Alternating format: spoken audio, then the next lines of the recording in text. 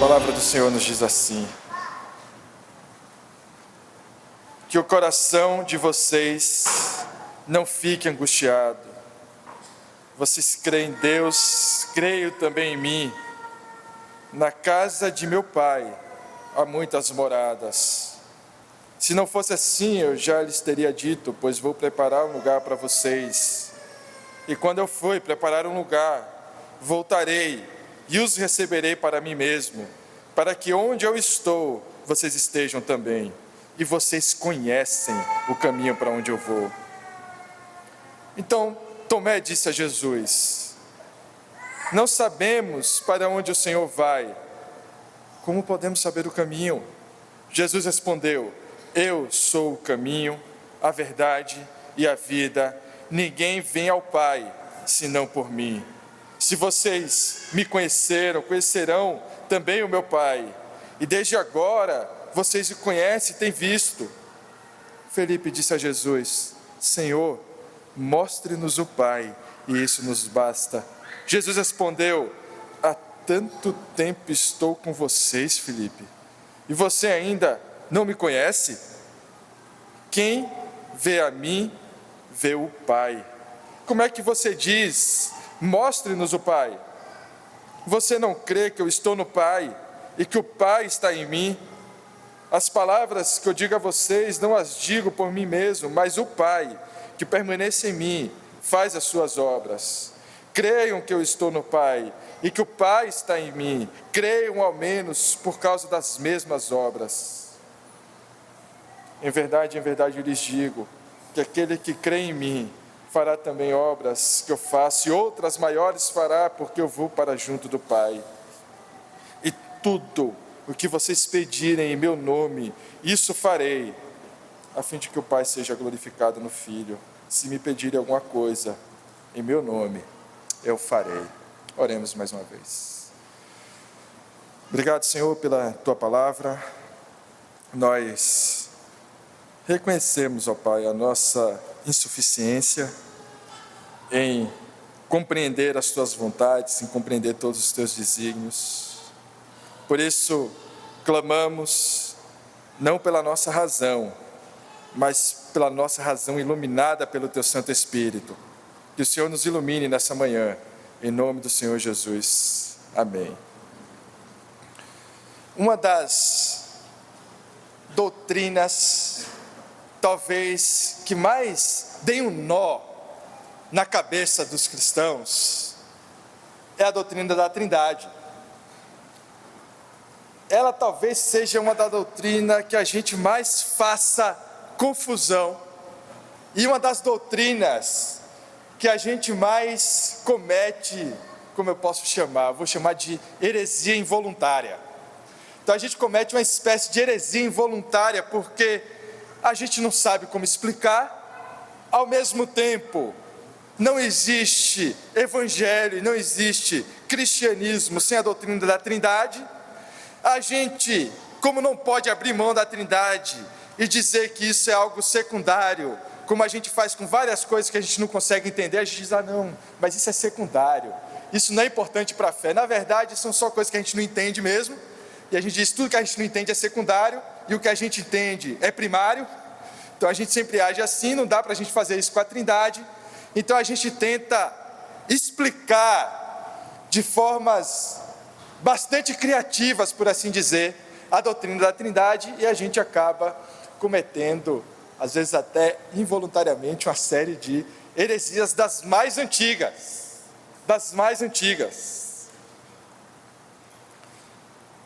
E é interessante que a gente vai tentando usar o mundo material, porque é o que a gente consegue compreender, a matéria, a realidade, para tentar ilustrar a Trindade, que não é material, a gente não consegue entender. E aí a gente tem aquelas ilustrações criativas, né? Vocês já sabem, né? A Trindade é como a água. Já ouviram da água? A Trindade é como a água. A água tem seu estado sólido, líquido e gasoso, mas tudo é água. E a Trindade é assim. Heresia.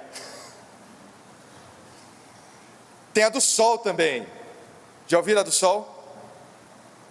Tem o sol, o calor do sol e a luz do sol.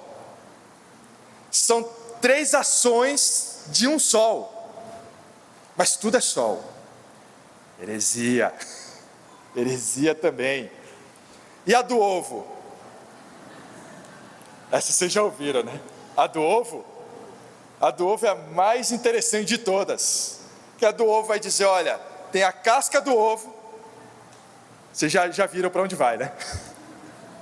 A casca do ovo, tem a clara e tem a gema. Mas é um só ovo. E a pessoa tem a coragem de dizer, a Trindade é assim. Mas por que a gente faz isso? Por que a gente tenta buscar nos elementos materiais a explicação de algo que não é material? A primeira explicação para isso é porque é assim que a gente aprende as coisas, certo? Como a gente aprende as coisas? Observando, pegando, cheirando, experimentando. Então a gente aprende, a gente adquire conhecimento através da matéria, através do mundo, através das coisas que nos cercam.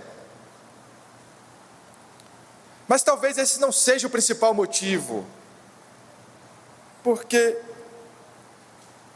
talvez o principal motivo seja uma fé na nossa razão.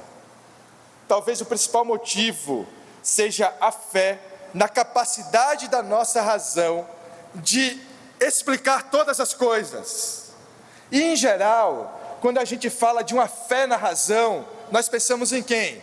Nós pensamos sempre nos ateus, nós pensamos nos céticos, porque eles creem na razão, eles vão dizer inclusive que a religião é uma coisa ultrapassada, que a religião ela serviu de muletas, o pensamento religioso serviu de muletas em um período obscuro, em um período onde não existia iluminação da razão, e nesse período obscuro, o pensamento religioso era necessário para dar sentido à vida, mas desde que surgiu o período daqueles que se dizem os iluminados, e que iluminaram a razão, agora a razão alcança campos que anteriormente eram obscuros, e por isso nós agora conseguimos explicar o mundo, e não precisamos mais da religião. Então, quando nós falamos de uma fé na razão, fé na capacidade da razão humana para explicar a realidade das coisas, nós pensamos naqueles que são ateus, pensamos naqueles que são céticos. Mas o interessante é que isso não é exclusividade dos não religiosos. Aqueles que são cristãos também cultivam uma fé na capacidade da razão. E por isso a gente tenta, com coisas que nós não conseguimos explicar, com coisas que nós não conseguimos ilustrar adequadamente, essa série de ilustrações criativas. A Trindade é uma dessas coisas, certo? A Trindade é uma dessas coisas que a gente olha e diz, olha, eu sei o que a Bíblia está dizendo, eu acredito no que a Bíblia está dizendo, eu creio no Deus Trino, eu creio no Pai, eu creio no Filho, eu creio no Espírito, mas se alguém me disser, explique a Trindade, eu posso até tentar explicar, mas todas as vezes que eu tentar ilustrar a Trindade com algo que faz parte do mundo material, nunca será suficiente. Por isso que todas as vezes que eu digo, através do mundo material, a Trindade é como o sol, é como a água, é como o ovo, a gente está cometendo uma heresia, porque a Trindade não é como aquilo. É para nos ajudar com esse tema tão importante, ao mesmo tempo tão espinhoso, que nós trabalharemos os próximos textos. E o nosso texto de hoje focará no Deus Pai. Creio no Deus Pai. E para isso nós vamos dividir o nosso texto de hoje em 4 partes. Primeira parte, os versículos 1 a 4, que eu chamei de o Pai. Segunda parte, os versículos 5 a 7, que eu chamei de o caminho. A terceira parte, versículos 8 a 11, que eu chamei de a revelação. E a última parte, versículos 12 a 14, o poder. Então, primeiro ponto, versículos 1 a 4, o Pai. Segundo ponto, versículos 5 a 7, o caminho. Terceiro ponto, versículos 8 a 11, a revelação. E quarta parte, versículos 12 a 14, o poder.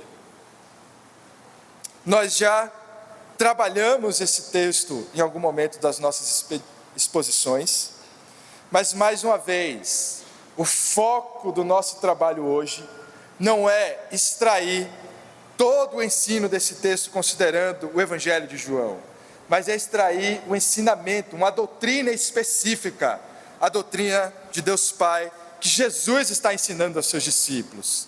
Esse texto tem um contexto interessante imediato. Nós sabemos, como vimos na outra vez que trabalhamos esse texto, que Jesus está nos momentos finais do seu ministério, que ele está de alguma forma deixando as suas últimas palavras aos seus discípulos. Os discípulos estão angustiados, existe uma tensão, existe uma dificuldade com o contexto que está cercando Jesus e os seus discípulos.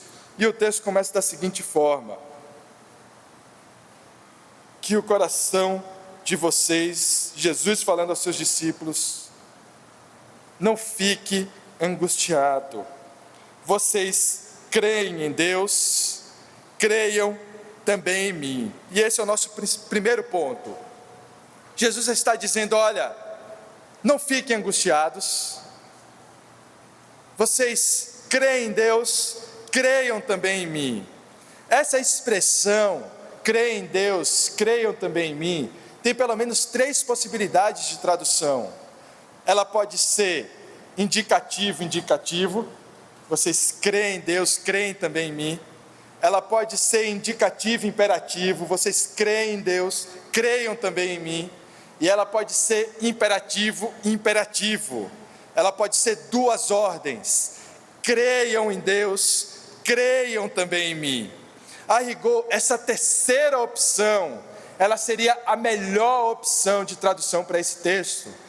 Creiam em Deus, creiam também em mim. Então o que Jesus está dizendo aos seus discípulos é que o coração de vocês não fique angustiado, que vocês não tenham medo, que quando vocês estiverem com medo, creiam em Deus e creiam também em mim. A primeira coisa que Jesus está dizendo aos seus discípulos que estão angustiados, não é: olha, vem aqui que eu vou te dar uma palavra de consolo.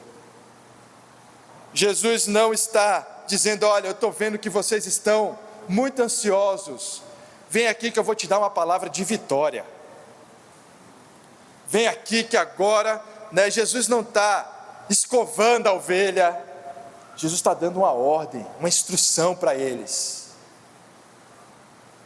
E é interessante como muitas vezes a gente vai procurar igrejas e lugares que a gente escute aquilo que acalma o nosso coração, aquilo que, puxa, eu escutei uma palavra tão boa, foi uma palavra de tanta vitória que eu escutei, foi uma palavra que me consolou, eu estava ansioso e agora eu não estou mais. Mas olha como Jesus está lidando com a angústia dos seus discípulos, como ele está lidando com o medo dos seus discípulos, como ele está lidando com as incertezas. Ele não está dando as respostas, ele não está dando nada, ele está ordenando: creiam em Deus, creiam em Jesus. E nós agimos como se isso não fosse suficiente.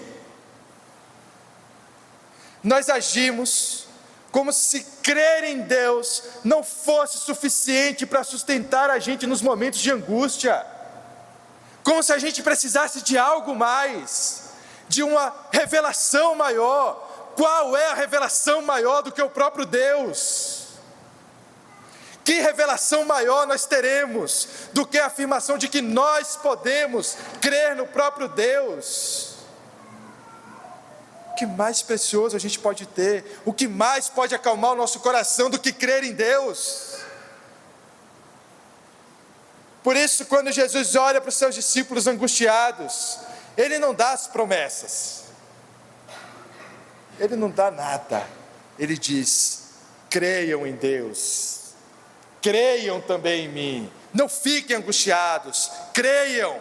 A oposição entre angústia e medo é o fato de crer ou não crer. Não fiquem com medo, não fiquem angustiados, creiam em Deus, creiam também em mim. E ele continua: na casa de meu pai há muitas moradas, se não fosse assim, eu já lhes teria dito, pois vou preparar um lugar para vocês. É interessante que essa é a primeira vez nesse texto onde nós temos a palavra pai. Mas como vocês perceberam na leitura, e se vocês contarem, vocês vão perceber que nós temos 13 vezes a palavra pai repetida nesse texto. 13 vezes, sim, eu contei, irmãos. Contei e circulei. Se você pode contar depois, 13 vezes a palavra pai consta nesse texto. E é interessante que quando nós afirmamos que cremos em Deus, nós não estamos afirmando que cremos em Deus da mesma forma que um judeu crê em Deus, que um muçulmano crê em Deus, que um budista crê na divindade. Nós não estamos afirmando a crença em Deus apenas como aquilo que é transcendente, como aquilo que é uma energia, como aquilo que simplesmente está em todas as coisas e tudo é Deus e Deus é tudo. Nós não afirmamos que cremos em Deus da mesma forma que outras religiões afirmam que creem em Deus. E é interessante porque se você tiver a oportunidade de conversar com um muçulmano, um islâmico, e disser: olha, você crê em Deus? O que ele vai dizer? Claro que creio em Deus. E se você perguntar para ele: não, mas espera aí, você crê no único Deus? Creio no único Deus, o único Deus vivo. Você crê em vida após a morte com esse Deus? Claro que eu creio. Você crê que esse Deus deixou um livro com as suas palavras? O que ele vai dizer? Claro. E aí o que o cristão às vezes faz? Então nós somos irmãos. Nossa, o Deus é o mesmo, só muda o nome. Eu chamo de uma coisa, você chama de outra, mas é o mesmo Deus. E aí a gente aperta de novo aquele botãozinho da heresia. Pode apertar bem apertado, porque não é o mesmo Deus. Porque quando os cristãos afirmam: eu creio em Deus, nós não só afirmamos que cremos em Deus, mas cremos em Deus Pai de nosso Senhor Jesus Cristo. Se você continuar aquela mesma conversa e disser: mas você crê nesse único Deus que é Pai do nosso Senhor Jesus Cristo? Em alguns lugares, talvez essas sejam as suas últimas palavras. Quando os cristãos afirmam: creio em Deus Pai, nós afirmamos que cremos no Deus que é Pai do nosso Senhor Jesus Cristo. Se qualquer outra crença crê em Deus, mas não crê no Deus Pai do Senhor Jesus Cristo, sendo Jesus Cristo também o próprio Deus, nós não estamos falando de cristianismo, não estamos falando do Evangelho, estamos falando de uma falsa religião, de um falso Deus, de um falso ensino. Por mais que muitas coisas se aproximem, ainda assim, se Deus não é Pai do nosso Senhor Jesus Cristo, estamos falando de um falso ensino, de uma falsa doutrina. Por isso essa palavra é tão importante, ela é repetida tantas vezes, e é tão perigoso quando nós queremos ceder a esse discurso contemporâneo, né? Fofinho, bonitinho, de que a gente aceita todo mundo pode ser recebido, todo mundo, e esse discurso fofinho é só dos cristãos, né? Os cristãos são aqueles que têm que fazer o discurso fofinho, os outros não, porque isso é uma questão cultural. Ou seja, é tão perigoso quando nós negociamos aquilo que distingue a nossa fé com a prerrogativa de sermos talvez mais piedosos, de sermos mais, inclusivos de alguma forma. E quando nos vemos, estamos crendo em algo que não é mais o cristianismo, que não é mais o evangelho. Estamos afirmando a fé em Deus que não é mais o Deus Pai do nosso Senhor Jesus Cristo. O texto continua nos versículos 3 e 4. E quando eu for, agora sim nós temos a promessa. Depois da ordem, a promessa. E quando eu for e preparar um lugar, voltarei e os receberei para mim mesmo, para que onde eu estou, vocês estejam também. E vocês conhecem o caminho para onde eu vou. É interessante que primeiro vem a ordem para crer, depois vem a promessa. E a gente às vezes quer inverter isso, né? A gente quer crer por causa da promessa e não crer para receber a promessa. Nós queremos a promessa primeiro. Sabe quando a gente vai, já viram nos filmes, né? Quando tem aquele momento de tensão, onde estão negociando alguma coisa, vão fazer uma troca. E aí ninguém sabe quem dá primeiro. Não, você primeiro. Não, você primeiro. Não, você dá. Não, você entrega. Porque ninguém confia em ninguém. É como se a gente estivesse agindo assim com Deus. Então primeiro eu preciso da promessa. Aí eu creio. É como se estivesse de alguma forma barganhando com Deus, negociando com Deus. Então nós queremos sempre, isso é uma característica da nossa geração, da geração contemporânea, a característica de querer receber os bônus, as coisas boas, sem antes fazer o que tem que ser feito. A gente quer receber todos os benefícios, todas as coisas boas, mas a gente não quer pagar o preço de nada. É como se o mundo, o universo, o cosmos, o próprio Deus devesse para a gente. E por isso primeiro Ele tem que dar a promessa, primeiro a bênção, aí eu consigo crer, porque sem bênção eu não consigo crer. E é interessante que essa não é a lógica de Jesus ensinando aos seus discípulos angustiados. Ele não dá a promessa. Ele diz: creiam em Deus, creiam também em mim. E depois ele dá a promessa. Mas parece que esse ensino de Jesus, ele gerou algumas perguntas aos seus discípulos, não? Parece que esse ensino de Jesus sobre o Pai, sobre Ele mesmo, essa ordem de Jesus, porque o que Jesus está dizendo? Não fiquem angustiados, creiam em Deus, creiam também em mim. Na casa do meu Pai há muitas moradas, eu vou para o Pai, mas eu voltarei para buscar vocês. Eu vou para o Pai e vou voltar para buscar vocês, para que onde eu estiver, vocês também estejam.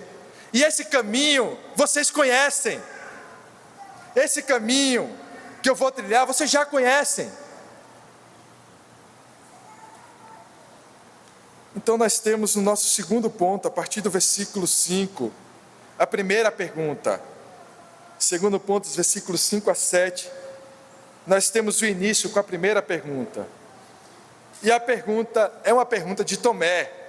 Tomé parece ser um sujeito que gosta de fazer perguntas difíceis, ou que pelo menos não tem medo de fazer as perguntas que o afligem.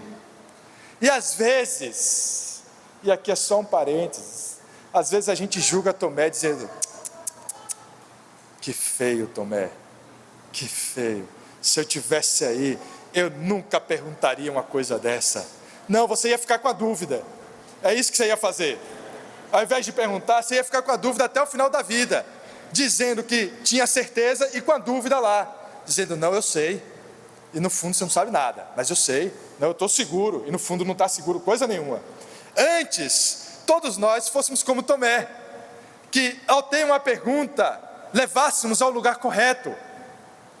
Tomé não está fazendo nenhuma pergunta indevida, e ele não está levando a nenhum lugar que ele não deveria levar. Antes nós fizéssemos isso, aquelas coisas que afligem, sabe? E que a gente tenta esconder por causa da nossa aparência de super crente, né? E a gente quer dizer, não, eu não tenho dúvidas, não, eu não tenho nenhuma pergunta, não, eu tenho, em todos os momentos da minha vida, eu tenho total certeza da minha salvação, né? Em nenhum momento da minha vida eu tenho dúvida sobre o Evangelho, eu nunca me fiz uma pergunta sobre Deus, nunca tive uma dúvida sobre a divindade de Cristo. Difícil, não? Difícil. Se você é assim, meu irmão, você deveria estar aqui. E eu aí, provavelmente, porque tantas vezes a gente tem tantas dúvidas, a gente passa por momentos, às vezes, de frieza, e essas dúvidas, elas não são coisas ruins.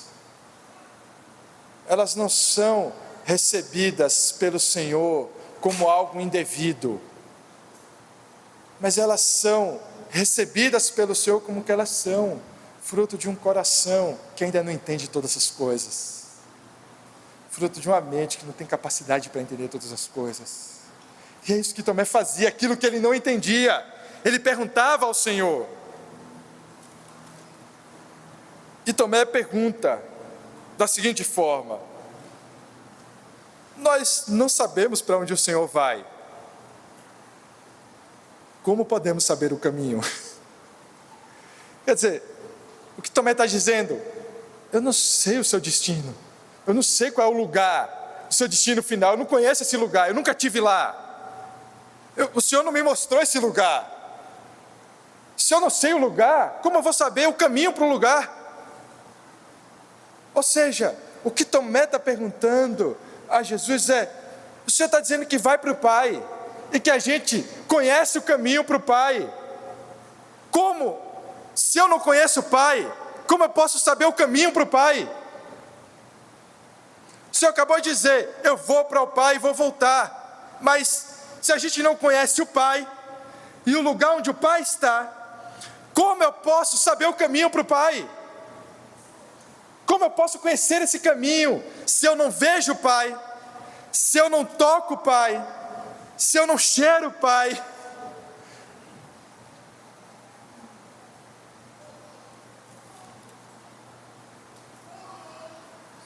E Jesus vai responder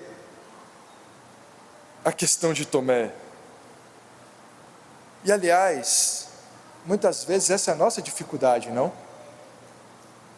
Às vezes é mais fácil para a gente aceitar um Deus encarnado, pregado numa cruz, um Deus derramando o seu sangue, do que aceitar um Deus que é Espírito e que reina soberanamente nos céus.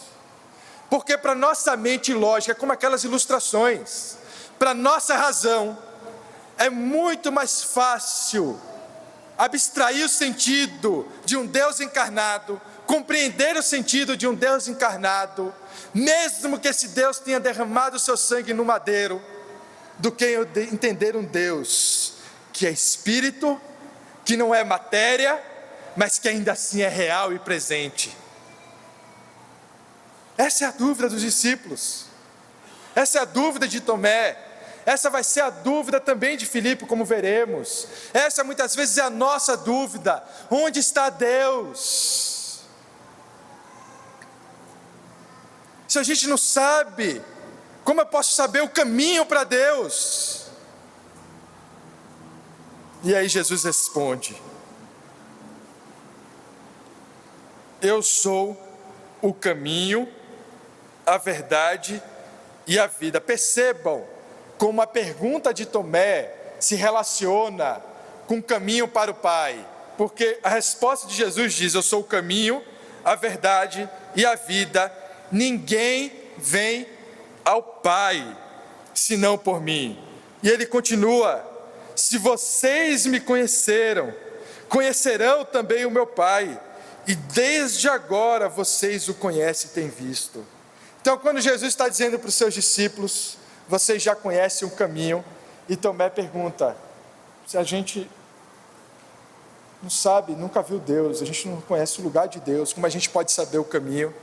E aí Jesus diz, eu sou o caminho, eu sou o caminho, eu sou o caminho para a verdade, eu sou o caminho para a vida, eu sou o caminho para o Pai.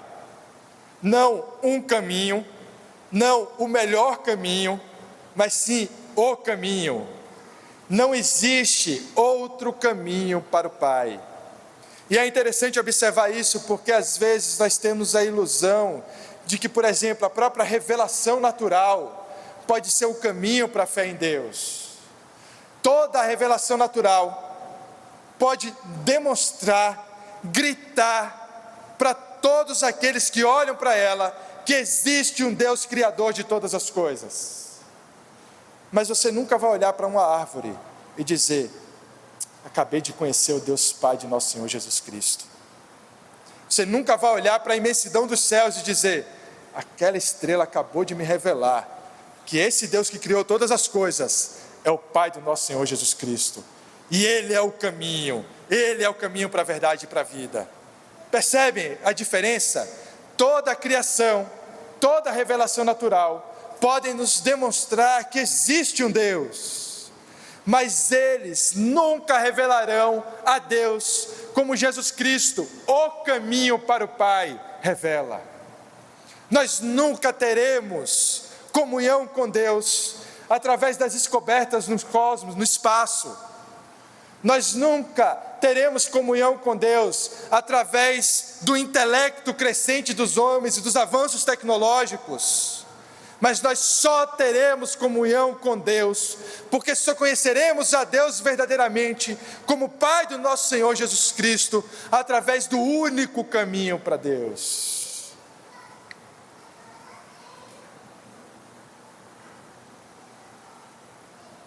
E a gente vai para o nosso terceiro ponto, porque parece que mais uma vez, o ensino de Jesus ainda não foi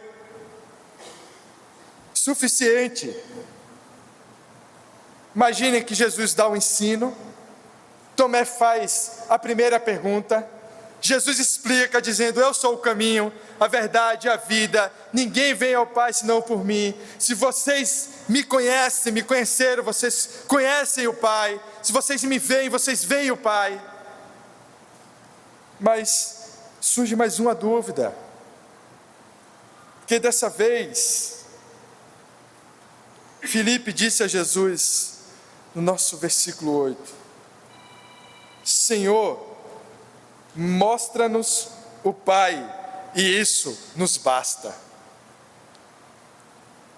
Então, qual é a outra questão agora, que Filipe está levando a Jesus? Olha, Senhor, está difícil de entender tudo isso aí. Esse negócio de, olha, eu e o Pai somos um, de quem me vê, vê ao Pai, quem me conhece, conhece o Pai, que o único caminho para o Pai sou eu, está muito difícil. Faz o seguinte, só mostra para a gente o Pai, e isso vai ser suficiente. Eu só preciso disso. Não precisa nem falar mais nada, Jesus. Não precisa nem ensinar mais nada. Não precisa dizer mais nada. Só me mostra o Pai. Só quero ver Ele. Me mostra Ele e isso vai ser suficiente. E aí vem a resposta de Jesus, mais uma vez. Há tanto tempo estou com vocês, Filipe, e você ainda não me conhece. Eu imagino, meus irmãos, os discípulos ouvindo, tendo essa conversa. Vocês conseguem imaginar isso? Eles parados diante de Jesus, e aí Jesus dá um ensino. Tomé diz, olha, se a gente não sabe o destino, como a gente vai saber o caminho? E olha para os discípulos, eles, boa pergunta, era essa aí eu também estava pensando. Sabe, quando a pessoa faz exatamente a pergunta e a gente não precisa nem falar, isso é maravilhoso, né? Quando a gente está numa sala assim, a pessoa faz a pergunta que a gente queria, boa. Aí Jesus responde, Aí os discípulos se olham assim: o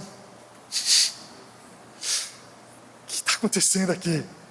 Aí é a vez de Filipe: Senhor, olha, só mostra o Pai. E ele diz: eu estou há tanto tempo com vocês, e você ainda não me conhece? E ele continua: quem vê a mim, vê ao Pai. Como é que você diz, mostre-nos o Pai? Quem vê a mim, vê ao Pai. Como é que você diz, mostre-nos o Pai? Você não crê que eu estou no Pai e que o Pai está em mim?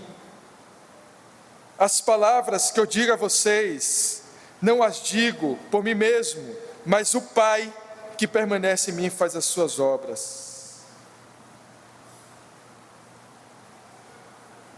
Creiam que eu estou no Pai e que o Pai está em mim.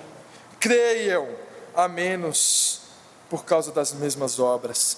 Percebe a insistência de Jesus ao longo do seu discurso, afirmando: creiam no Pai, creiam em Deus, creiam nele, creiam nas palavras que eu digo, porque as palavras que eu digo não são as minhas palavras, são as palavras no Pai.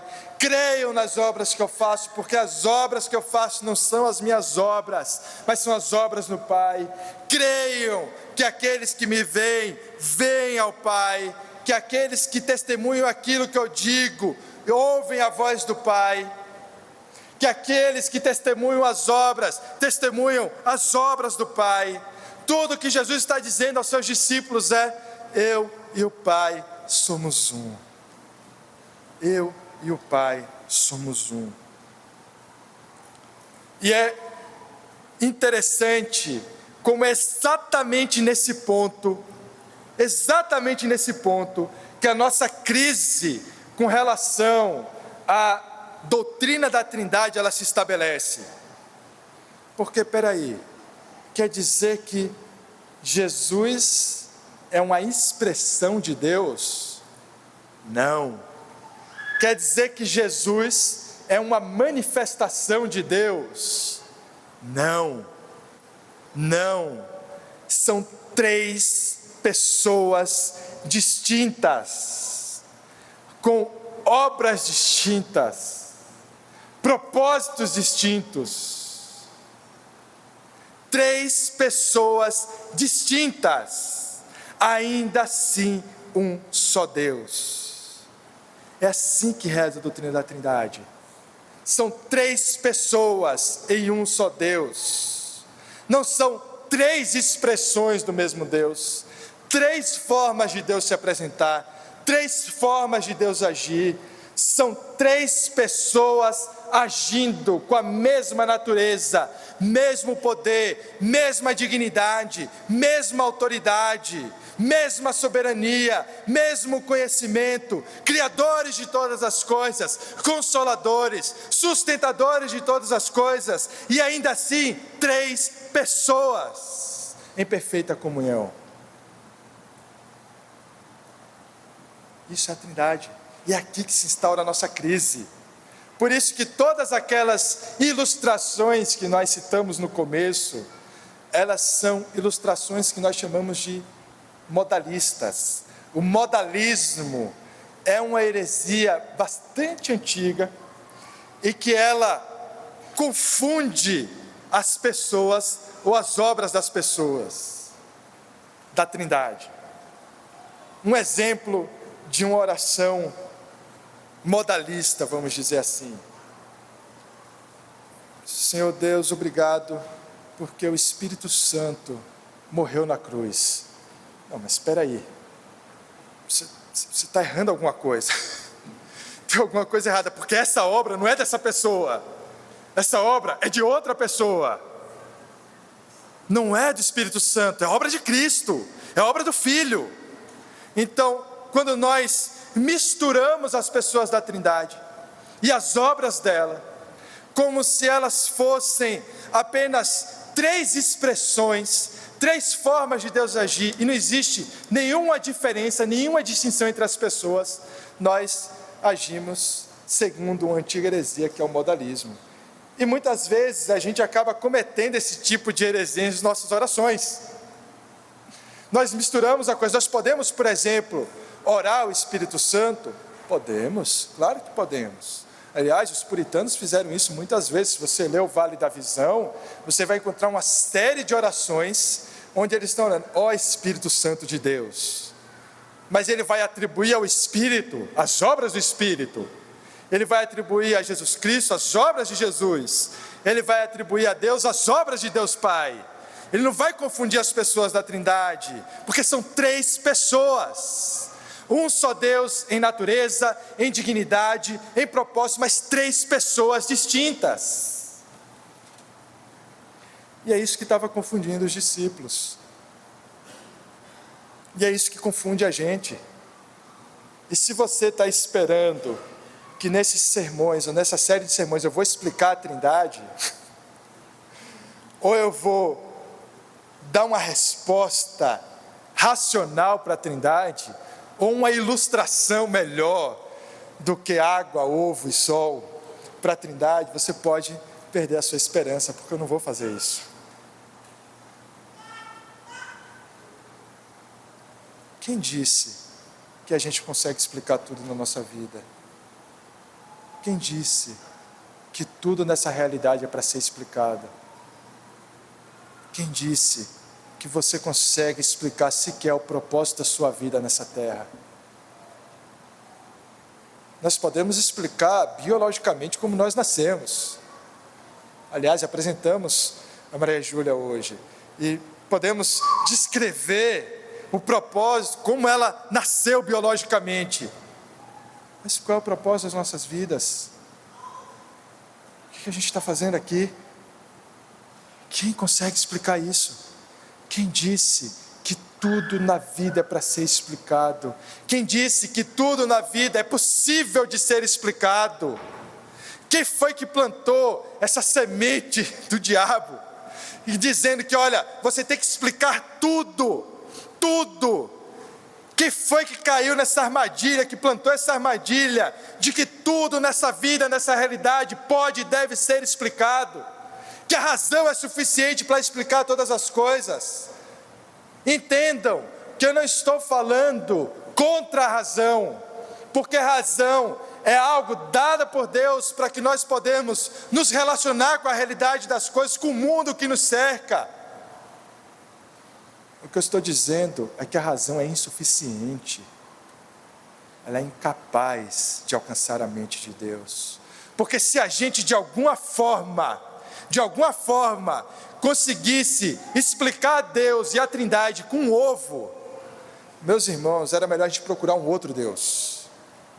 Se um ovo é suficiente para a gente explicar a Deus, ilustrar a Deus, a gente tem um problema muito sério, muito grave, pior do que a gente pode imaginar.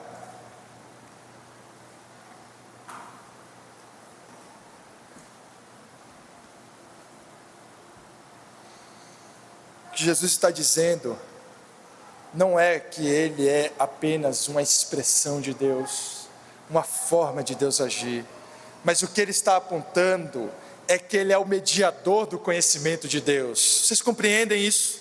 Por isso que Ele diz, olha, quem vê a mim, vê ao Pai. Quem me conhece, conhece ao Pai. Quem me ouve, ouve ao Pai. Quem vê as minhas obras, vê as obras do Pai. Porque todo o conhecimento do Pai, sendo Cristo o único caminho, o caminho para o Pai, é um conhecimento mediado por Cristo. Através de Cristo conhecemos o Pai. Através das obras de Cristo conhecemos as obras do Pai. E vamos para o nosso último ponto.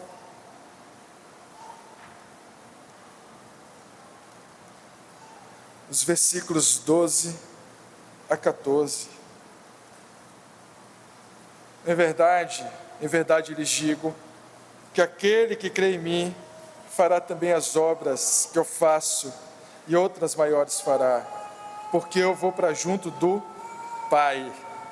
E tudo que vocês pedirem em meu nome, isso farei, a fim de que o Pai seja glorificado no Filho. Se me pedirem alguma coisa em meu nome, eu farei. Ele está dizendo simplesmente que aquele que crê em tudo que ele acabou de instruir, em toda a doutrina que ele acabou de apresentar, fará obras maiores. Esse fará obras maiores não quer dizer, tá, gente, que nós vamos ser maiores do que Jesus Cristo, tá? Por favor, se você pensa assim, converta-se. Se você imagina, não, Jesus disse que eu vou ser maior do que Ele, porque eu vou fazer obras maiores do que as dele. Mas Jesus também acabou de dizer que as obras dele não são dele, são do Pai. Portanto, as obras maiores não são as suas obras maiores, são as obras maiores do Pai. A obra continua sendo dele, não é sua. A glória continua sendo dele, não sua. Tudo é feito para ele, não para você. Eu sei que a sociedade quer dizer para você o tempo todo: se ame, pense em você, pense na sua capacidade, no seu potencial. Me deixe fazer um outro serviço de encorajamento para vocês. Sejam servos inúteis. O Evangelho não pede que você seja brilhante. O Evangelho pede que você seja um inútil. Um inútil. Porque não são as suas obras, não é a obra que você faz para Deus, é o que Deus permite você fazer para Ele. Não é que Deus precisa de você, Deus não precisa de nenhum de nós, Deus não precisa de nenhum pastor, de nenhum membro de igreja. O que nós temos é um privilégio de servir a Deus. O que nós recebemos é graça, é misericórdia. Não é como se Deus estivesse convocando um exército que Ele precisa de você. Deus não precisa de você, você é quem precisa dEle. Deus não precisa das suas obras, você é que precisa das obras dEle. Deus não quer que você seja útil, mas que você seja um inútil na igreja, no Evangelho. Porque o inútil é aquele que fez todas as coisas como deveria fazer, e ainda assim diz: eu não fiz nada, o Senhor fez tudo. O inútil é aquele que reconhece que nenhum poder está em suas mãos, nenhuma glória está em suas mãos. A glória do inútil não é própria, mas é a glória de Deus. As obras do inútil não são as suas obras, mas as obras de Deus. São aqueles que se alegram, não porque realizaram alguma coisa, mas porque Deus permitiu, ainda que não precise de você, que você fizesse alguma coisa. Mas ainda assim, no final, nós precisamos dizer: somos servos inúteis. Porque o Senhor não precisa da gente. Porque o poder é dEle. Porque a glória é dEle. Porque quando afirmamos: eu creio em Deus, afirmamos que cremos em Deus, Pai do nosso Senhor Jesus Cristo, mas afirmamos que creio em Deus, Criador dos céus e da terra.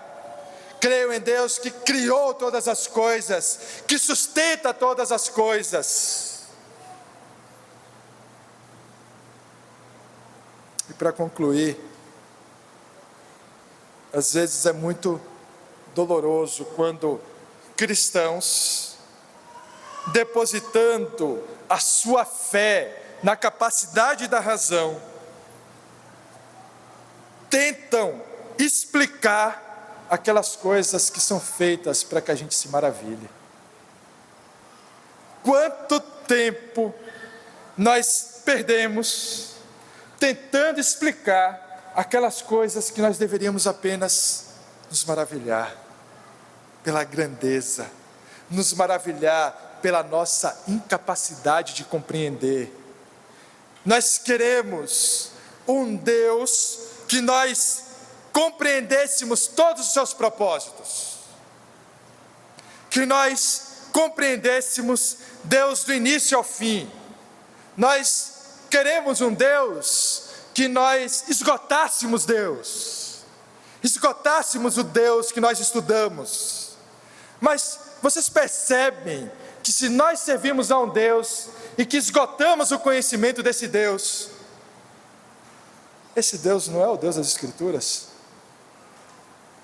Porque o Deus que nós afirmamos, eu creio em Deus, é o Deus que é fonte de sabedoria inesgotável, infinita, de poder infinito, de conhecimento infinito.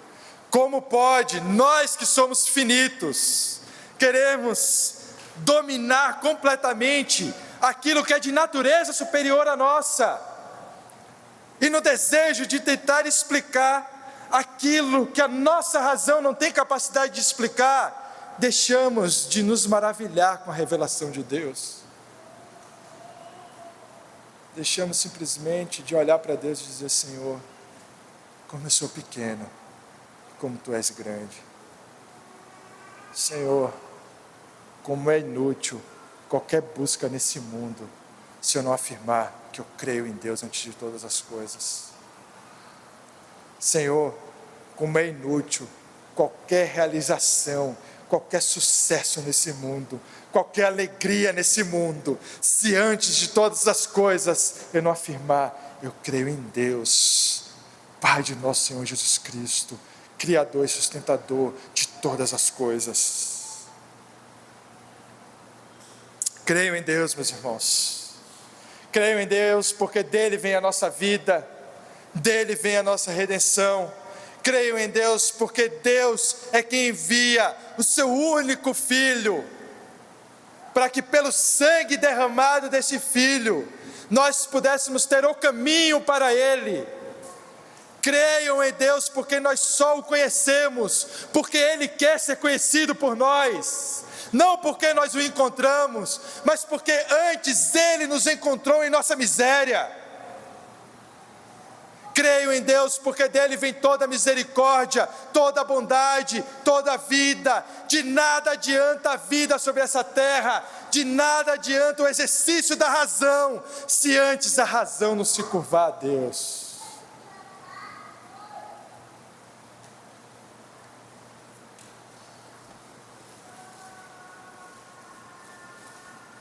Creio em Deus, creio em Jesus Cristo, creio no Pai, creio no sangue derramado que nos reconcilia com Deus.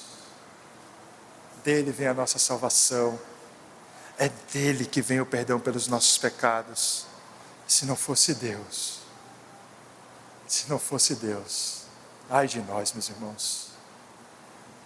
Se não fosse o Deus que se revela, se não fosse o Deus poderoso para nos dar vida, se não fosse o Deus poderoso para perdoar os nossos pecados, se não fosse o Deus poderoso para nos dar conhecimento dele mesmo, se não fosse o Deus poderoso para nos prometer a vida eterna e nos sustentar até lá, se não fosse o nosso Deus, ai de nós, toda alegria nesse mundo seria vazia, toda a vida nesse mundo seria inútil. Mas graças a Deus, porque a nossa vida não é inútil. Nós somos servos inúteis, mas a nossa vida não é inútil, porque a nossa vida glorifica o nosso Senhor, porque aquilo que fazemos glorifica o nosso Deus, porque quando dizemos cremos em Deus, a despeito das crenças desse mundo, nós glorificamos a Deus. E essa é a nossa alegria, essa é a nossa esperança. Isso é o que nos sustenta nesse mundo. Não os sucessos que nós teremos, mas o que nos sustenta é que nós cremos em Deus. Creio em Deus, creio em Jesus Cristo. Não existe pecado nesse mundo que Ele não possa perdoar. Não existe vida nesse mundo tão perdida que Ele não possa transformar. Não existe nada que Ele não possa fazer. Não existe coração tão endurecido que Ele não possa remover e dar um coração de carne. Orem, clamem, creiam, porque o poder não é nosso, a obra não é nossa, a vida não vem de nós, mas aquele a quem servimos pode fazer todas as coisas. Aquele a quem servimos pode juntar uma igreja aqui, de pessoas tão diferentes, mas que juntas dizem: somos servos inúteis, estamos aqui apenas para glorificar ao nosso Deus, o Deus que tudo fez por mim. Vamos orar, meus irmãos.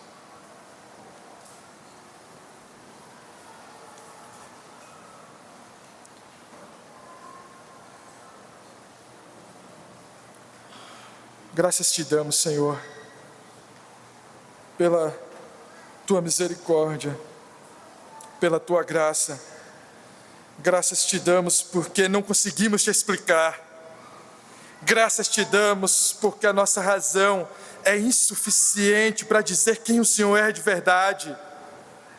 Nós te conhecemos através de Jesus Cristo, das obras de Cristo, da pessoa de Cristo, mas somos insuficientes para dizer quem o Senhor de fato é. Te glorificamos por isso, te agradecemos porque não conseguimos te explicar, te agradecemos porque és grande demais para que a nossa razão possa te compreender.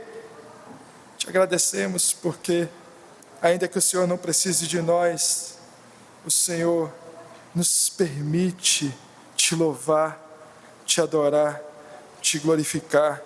Te agradecemos porque, ainda que fôssemos inimigos, o Senhor envia o seu único Filho para que, através do seu sangue derramado, através da sua carne partida, nós tivéssemos o caminho para Deus, o caminho para te conhecer, o único caminho que leva à verdade, o único caminho onde encontramos vida. Obrigado, Senhor, porque na morte de Jesus encontramos a nossa vida em Ti. Te louvamos, porque somos inúteis, mas ainda assim o Senhor ouve a nossa oração, o Senhor ouve o nosso clamor, e o Senhor nos abençoa. Em nome do Senhor Jesus nós oramos. Amém.